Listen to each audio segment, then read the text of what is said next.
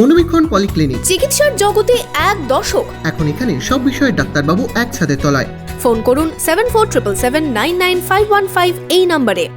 রবিবার Lalgola MN academy স্কুলে শুরু হচ্ছে পশ্চিমবঙ্গ রাজ্য প্রতিবন্ধী মুর্শিদাবাদ জেলা কমিটির জেলা সম্মেলন। এদিন সম্মেলনের উদ্বোধনী অনুষ্ঠানে উপস্থিত ছিলেন জেলা সম্পাদক রন দাস সহ আরও অন্যান্য প্রতিবন্ধী মানুষেরা। এই দিনের সম্মেলনে মাধ্যমিক ও উচ্চ মাধ্যমিক পাশ করা প্রতিবন্ধী পড়ুয়াদের সংবর্ধনা দেওয়া হয়।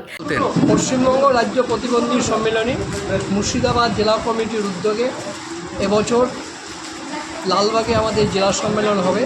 তার প্রাক্কালে সমস্ত ব্লক সম্মেলন শুরু হয়েছে। আজকে লালগোলায় তৃতীয় সম্মেলন হচ্ছে। দ্বিতীয় সম্মেলন এই মঞ্চেই হয়েছিল। প্রথম সম্মেলন যশোরতলায় হয়েছিল।